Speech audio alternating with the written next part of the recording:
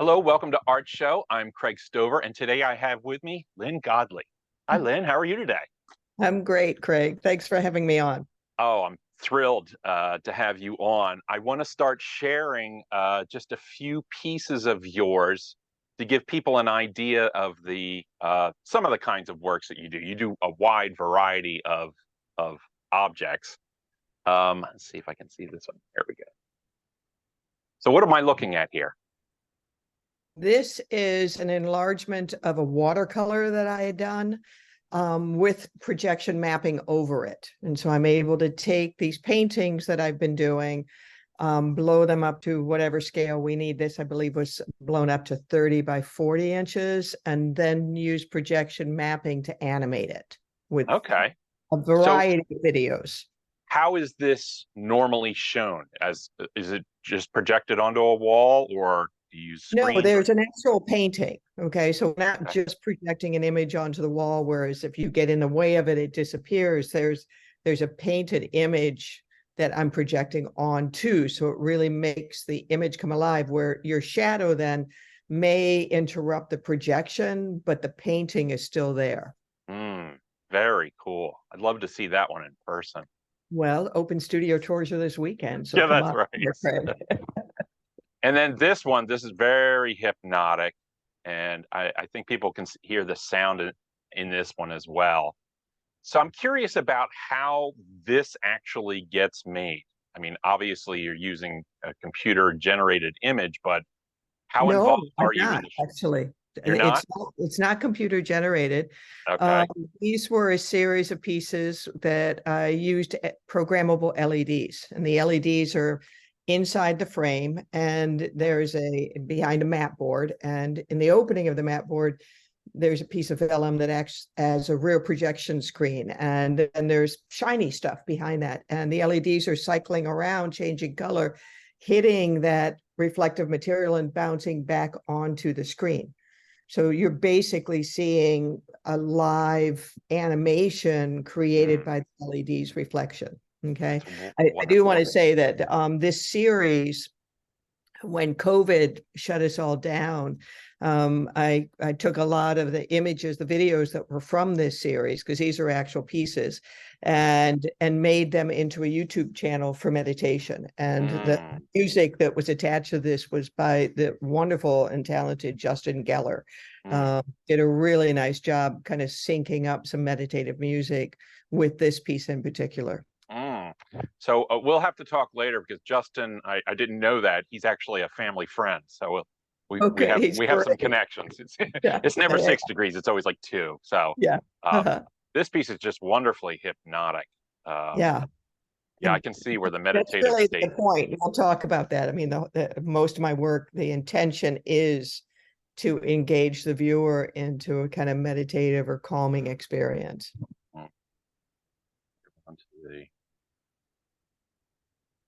Sorry about this.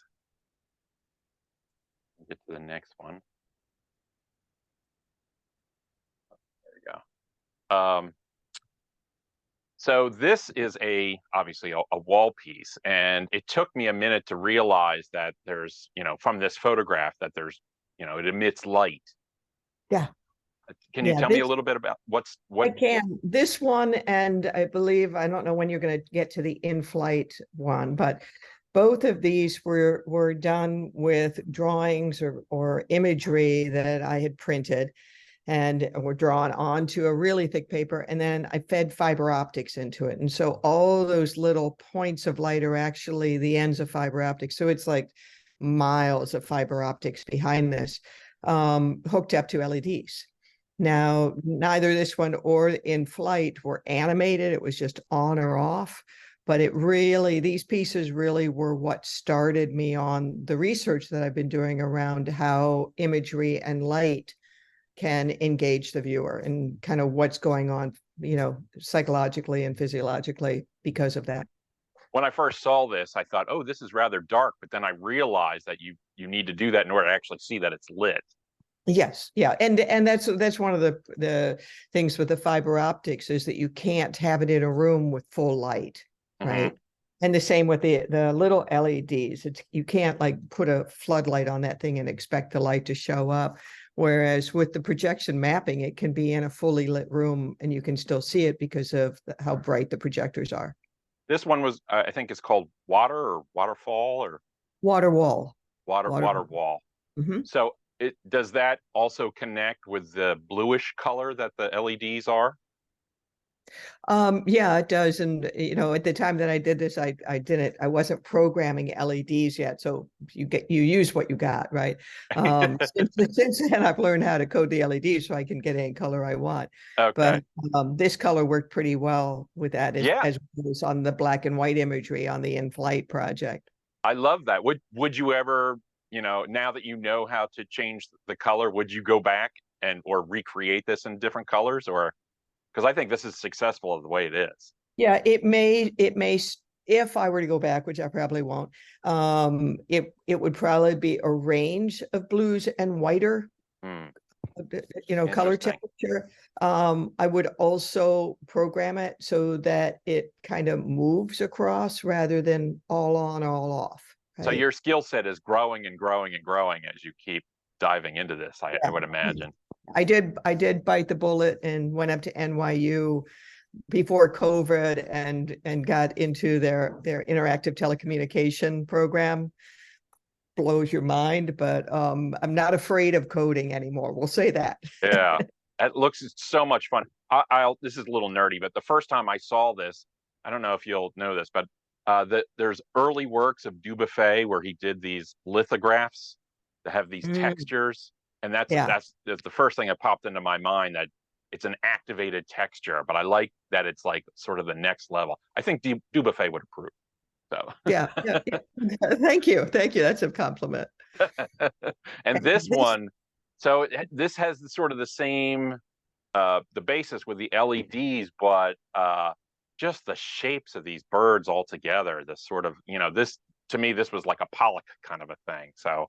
Yeah, and this is part of the original installation. The original installation, we filled a gallery with these over in Cologne, Germany back in 2011. And, I did it because I like the imagery. I always find water, birds, whatever, really, really meditative because it's that kind of rhythm of movement, right? And so we filled the gallery with these, and I'd gotten a call from the owner of the gallery a few weeks into the show saying that people were behaving strangely. And they were coming into the show and sitting on the floor, and they weren't speaking to each other. And she'd go out and try to talk to them about the artist, and they didn't care at all. And, and they were staying for up to 3 hours and returning multiple times. It's fantastic. That's not the norm, right? No, and that really was what started my investigation into sort of what was going on and the effect that art and light has on us, and how might we use that intentionally. I love that story about, people staying so long. I'm always thinking about a story. A couple of years ago, there were two artists that timed people in museums how long they look at artwork, and the average was like 2.3 seconds. Yeah. So the idea that somebody's going to stay for an hour or more is it's wild. It's really wild. And so, I have a background. I mean, I studied art. I'm sure we'll get into this, and then did design for a long time where it's really about user experience, right? And came back to art with that intention at this point. So I wanted to show this one final one that you sent me.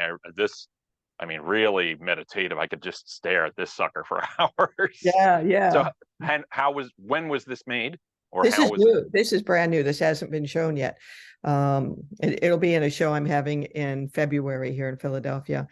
So this one, I started oil painting when I was like 7 years old and had not done it since I was in college, and, started again this last year. And so this is a 4-foot by 10-foot oil painting on which I'm projection mapping a video over that, or a number of videos that we've manipulated, so that it makes the painting really come to life.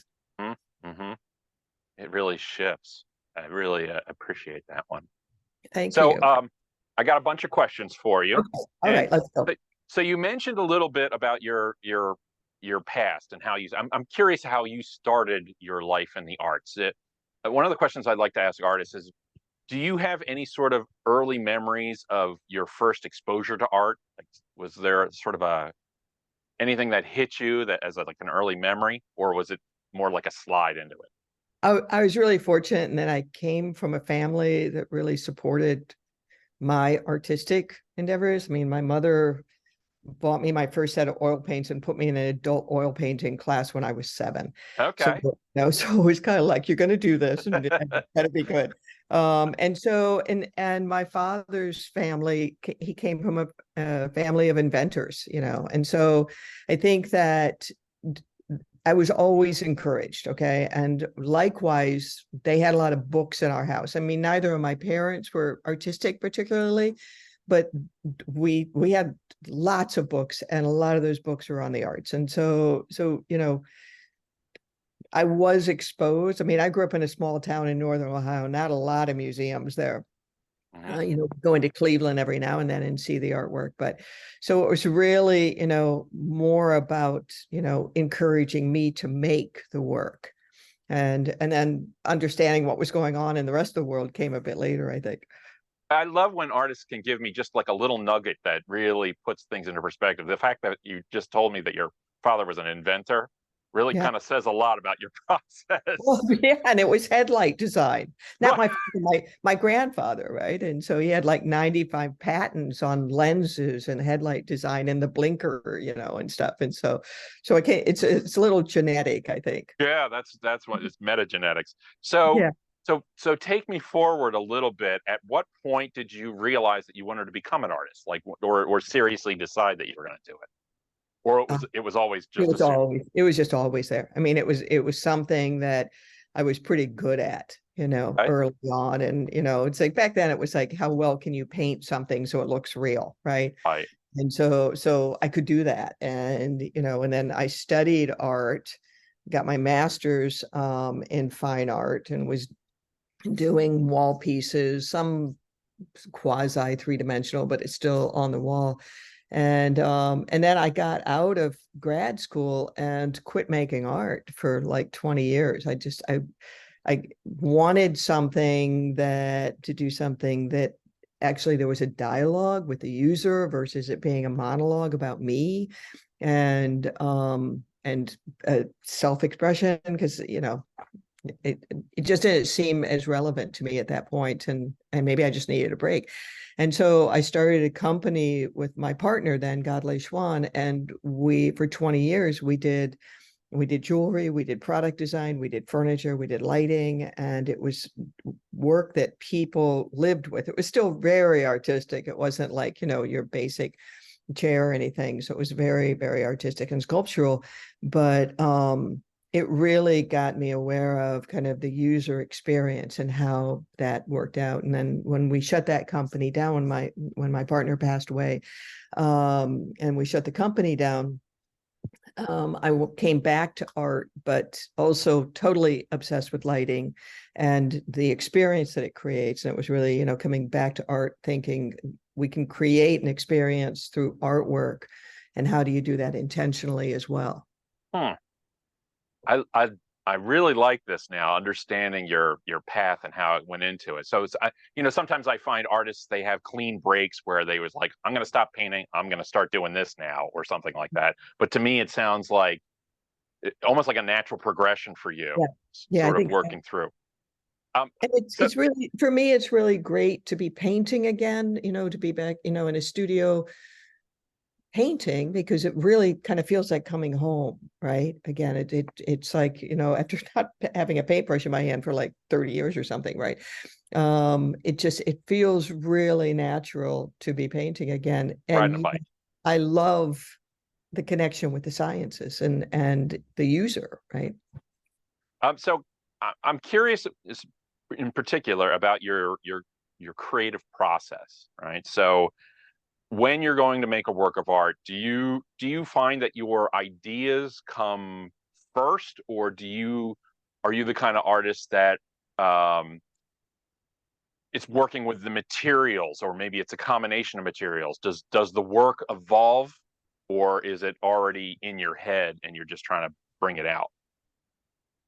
It really depends on the piece. It's like I've used, because everything I've done for the last 25 plus years has involved light, there's a lot of technology involved.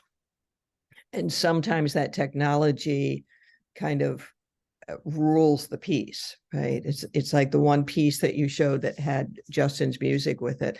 There was no plan ahead of time other than you put all this together, you close the frame up and you turn on and there's an image. And so because it's based on the angle that the light is hitting the reflective material and bouncing off, but the light's moving constantly. So it's you can do certain, you can control certain things, but a lot of that was by accident, you know, which was interesting.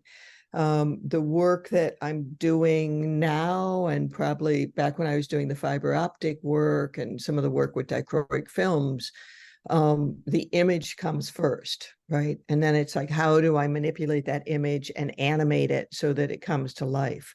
The watercolor paintings that I did, that the very first piece that you showed, that's really about the process, because I'm not using watercolors the way you should, because no one taught me to do that, and they really scare me, because they really, you have to get it right. I mean, it absorbs into the paper, you can't get rid of it. And so what I'm doing is I'm using the watercolors on Yupo paper, which is basically a plastic, right? And so I can put the pigment on really thick and then dip it in water and let it bleed and wipe it back off and dip it again and manipulate it that way. So the imagery on those is really through the process. So it really depends on the medium that I'm using and sort of what direction I'm going in. The last piece that you showed, and my studio is kind of filled with those right now, these really large oil paintings that are animated in some way, usually with water type imagery. I'm looking, and all of the imagery is, if it's from a photo, it's from a photo that I took, and then I'm recreating it and using the video along with it. I'm really looking for the imagery that I can get lost in, right? So because I think that there's something about that, how we engage with the outside world, that is so natural to us. Okay, and how might I be able to recreate that experience? That makes perfect sense.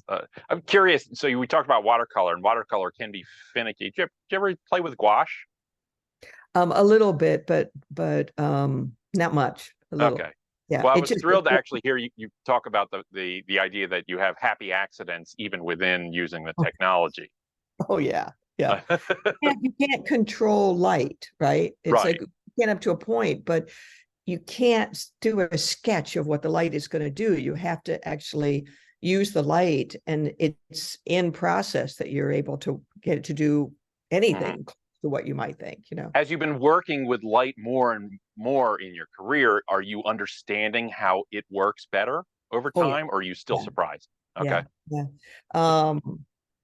It's always a little surprising when you get it turned on, you know, even the pieces in the studio, when they're in the studio, the paintings, you know, they're nice enough, you know, but you turn the light on and this, whoa, there's this magic that happens, right?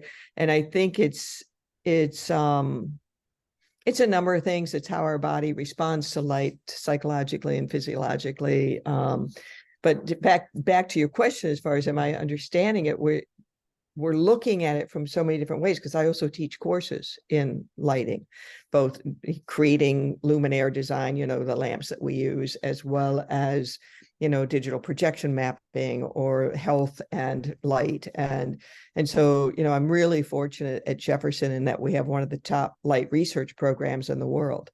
And I've been working with the guys there for a few years. We did a bunch of work on a grant through Erasmus, which is an EU organization, creating open source curriculum on lighting science and how light affects our health. And so my understanding of light is, you know, both as a medium and as how we light our spaces, and as what happens with natural daylight and what's happening physiologically in the body.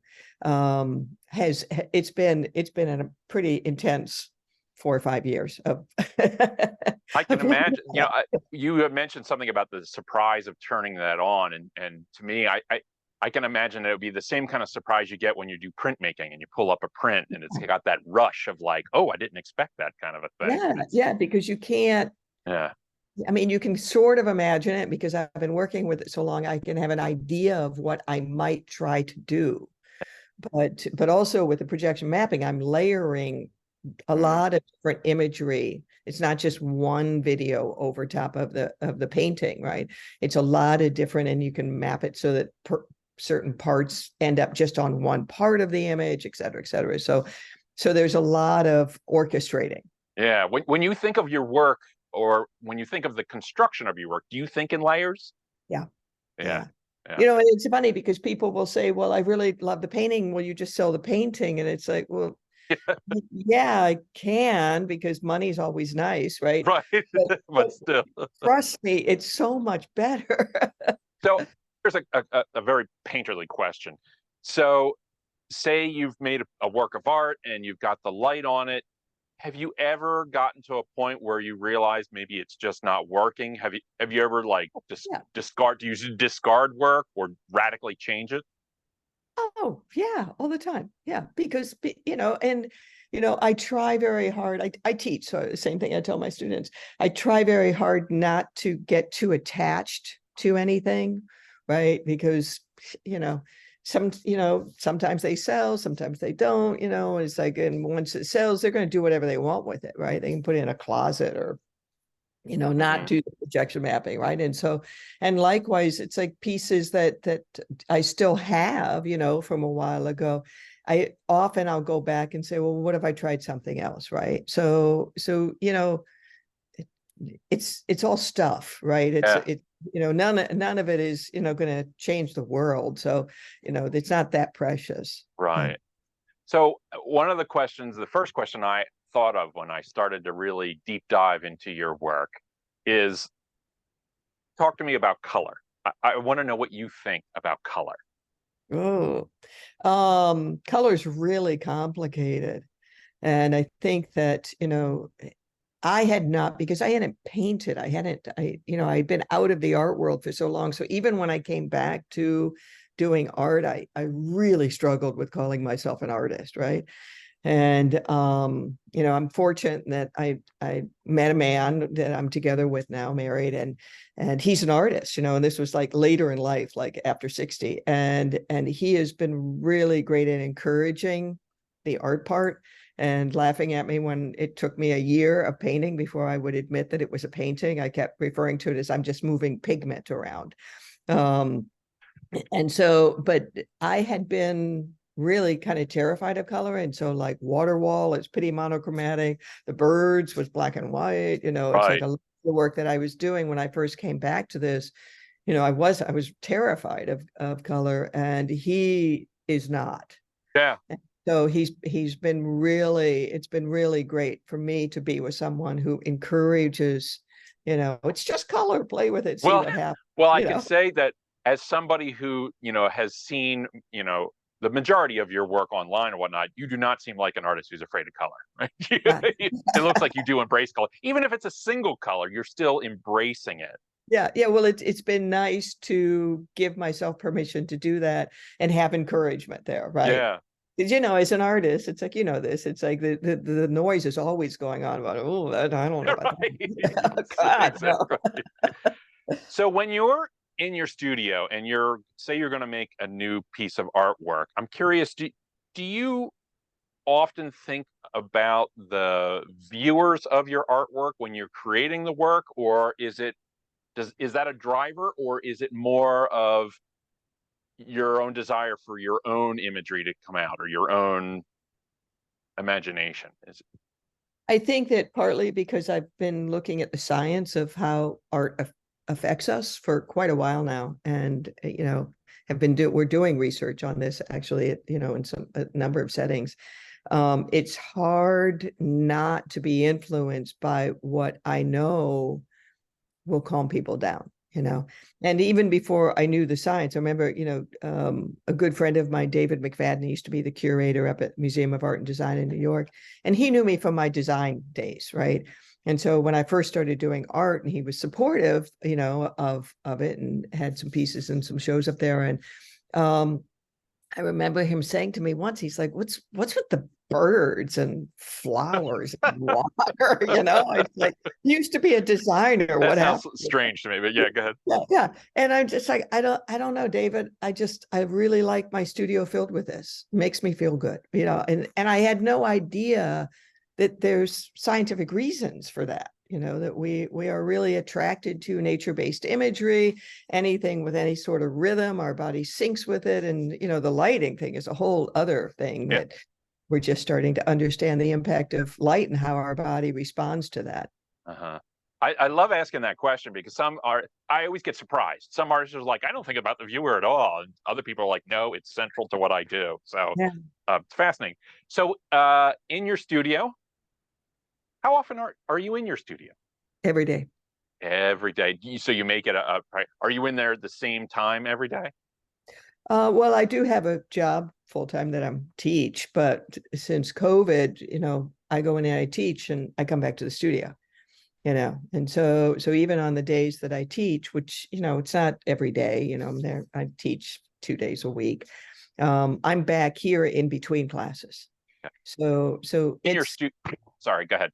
Yeah, my studio, it's a 4-minute drive from the university. So it makes it easy to do that. And so even if I'm here doing computer work or whatever it is I'm doing, because I do have a lot of, academic work that has to happen, most all of that is done here in the studio. So I'm surrounded by the work, even if I'm not, but there's not too many days that go by that I'm not engaged in the creative process. Okay. Do you ever go to your studio and just to be in your studio and not work, or are you always working on something? I'm always working on something. Okay. Do you work on multiple pieces at the same time? Yes. Mm-hmm. Nice. Interesting. I have time for, unfortunately, just one more question. This went by super darn quick. Question I love asking artists. Simple. What does making art do for you? It keeps me sane. Really keeps me sane. And